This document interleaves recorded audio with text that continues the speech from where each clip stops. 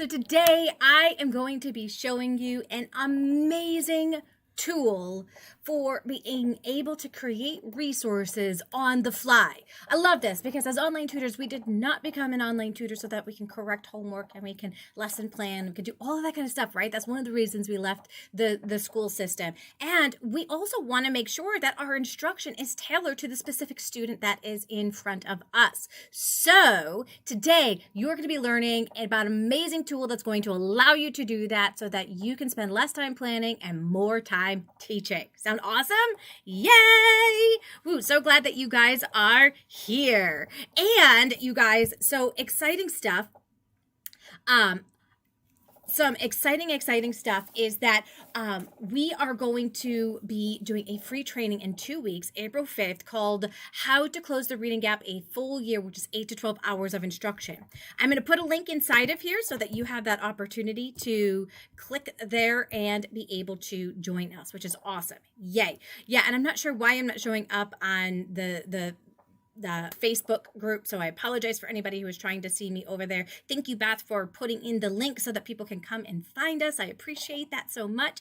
You are amazing. Good morning, Kathy, and so glad that you are joining us as well. We're going to be talking about one of my favorite tools today, which is wordwall.net, and you're going to get to see how to use this resource so that you can spend more time working with your students and less time creating awesome resources. You're going to love it. Now, if you like content like this, make sure that you hit that like button and like this channel. I'm going to share my screen right now so that you guys can see exactly what it is that I am talking about. So let's come on over to this amazing resource right on over here. It is called wordwall.net. This is the easy way to be able to create your own teaching resources, right? And you can create printables, and you can create interactives, and interactives are those virtual tools that you're going to be able to utilize with your students. You can take a look here. The very first thing that you're going to do is you're going to pick a template, then you enter in your words, and then you can choose how do you want this to show up. Do you want it to be printout, or do you want it to be something that they can play on the screen? So lots of different resources and tools for you, and they have all of these different templates. So you can do a matchup, you could do quiz, you could do random wheel. Oh, it's kind of cool. Like even if I click on this, you can kind of see some different examples here of what the matchup is. So here I have to match the clock. So that's even really cool for even if you're not using it for reading, right? I could use it for beginning sound match with my students. Over here, they show it for suffix review. That's awesome. Here is a Latin bases for Wilson. Again, they have another one with time. Here's one for onset and rhymes. So very, very cool resource. That's the matchup. I'm going to go back here so you can see this next one. There's quiz. So here you can just have a quiz where they have to answer different questions. So I don't utilize this one that much, but I can see how it would be useful for other people. One of the big ones I will use is the random wheel. So what I'll do is I will put the sight word on there, and they will then be able to read the word. So this is a random wheel where they're reading words that are the closed, open, and silent E pattern. So if you're working on those patterns, this would be fantastic for them to practice it. All you do is you spin that wheel,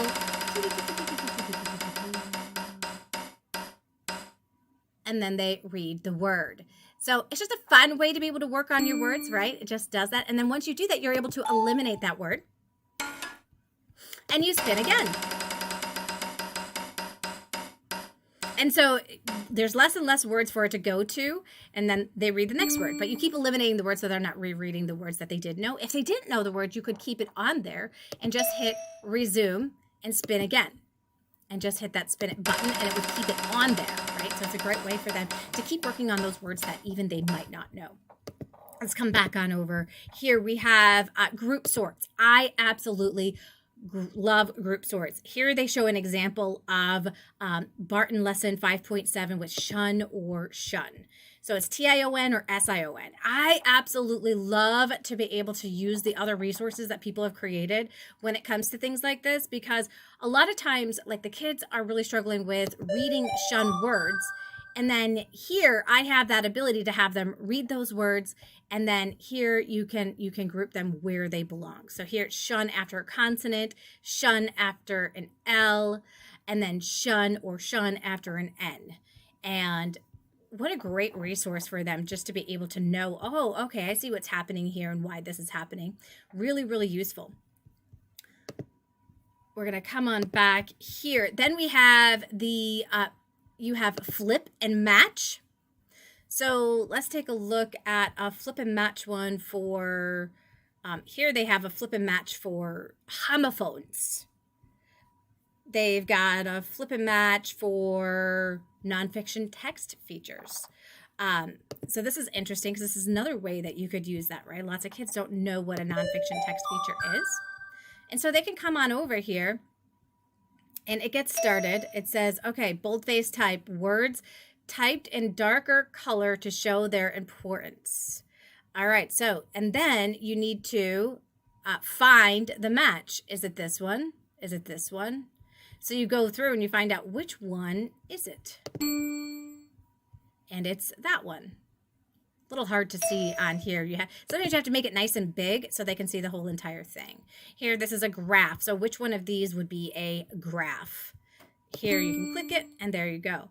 And these are already made. I think that's what the beautiful part is in the beginning, you don't even have to create your own resources. You can just see which resources exist already and utilize those choices.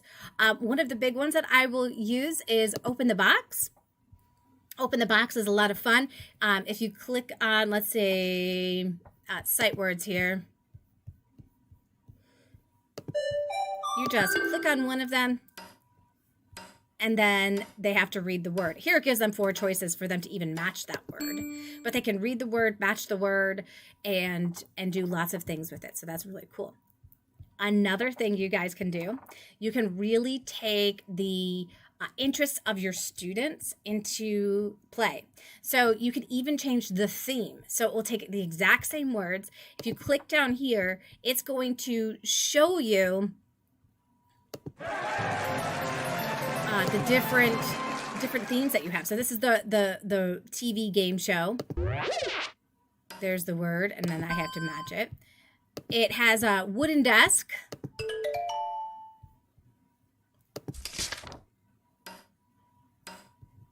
And here you have playing cards. So I think it's really fun that they have all these different themes that you can be utilizing with your students. There's also over here printables. So if you are working with your student in person and not online, you could always print this out ahead of time and have them utilize it. Very, very cool resource. You can also have a timer. You have options here. You can lock after an incorrect answer. You can show how many columns you want or rows that you want. And if we take a look down here, it says end of game, show answers. Yes, you want them to see the answers. So really, really cool stuff. Another one that I will use is Whack-A-Mole, another great one. And Whack-A-Mole is really cool because they get to actually like whack the animals, and they absolutely love this one. I give my students the controller to be able to play the game, but here we've got some closed syllable words. So these are going to be just those CVC words. If we take a look here, I always can like click on that bottom one to make it bigger, and they have to find that closed syllable. So I can click right here, and there it is. Now the game begins. So we're going to come on over here, and now we have the ability to hit all of the closed syllable words. So I have my students read them and hit it. So there they'd be saying spent, but this one they would not use. They would not click on that one, right? Because it's not closed. And then they would hit stunk. They would hit spent. They would hit when, in, nope, but yeah, I counted that one. So here we go. Level complete. And then it goes to the next level and it gets harder.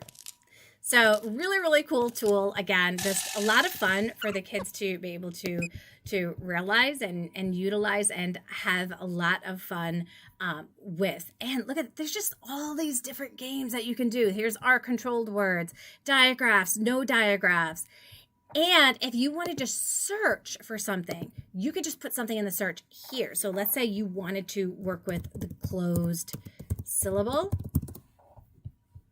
Look at all of these resources that come right on up here. These are all closed syllable resources that you'd be able to use without even having to create anything. This makes it really easy for on-the-fly type of work.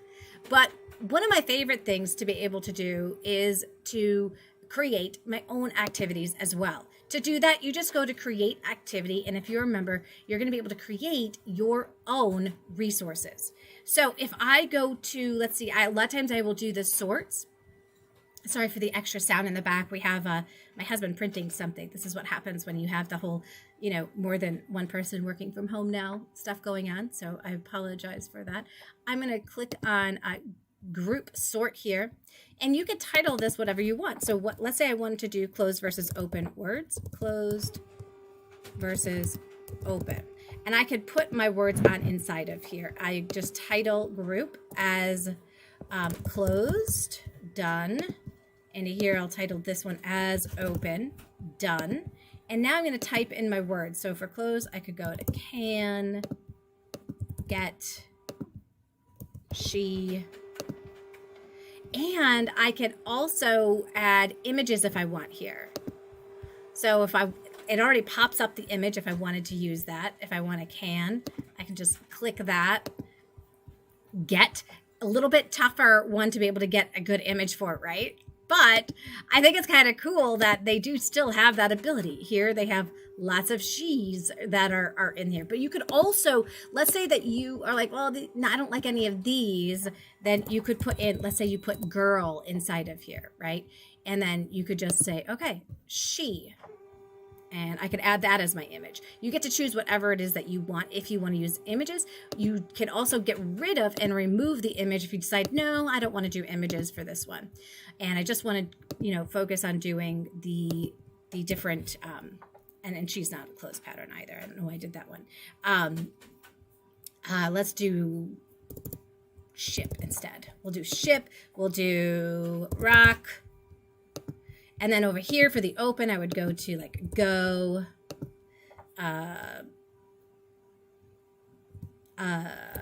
I'm going to go to, it's always funny how you can't think of words when you want to be able to think of them. I'm going to go to go, me, Y, by, and B. Those are all open pattern words, and we'll put one more on side of here, and we will go to tuck. All right, I can click done.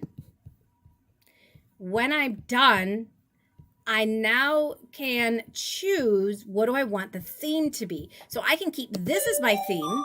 It's very basic, right? Or I could change it to be neon colors. I could change it to be newsroom style.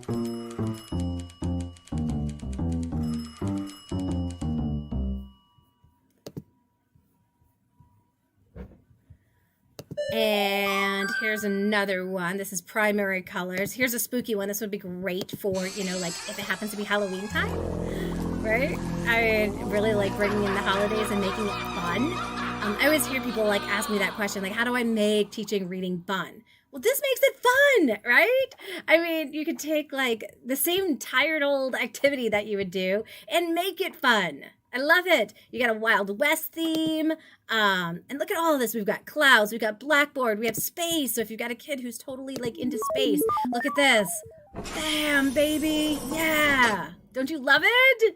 So much fun. I love this.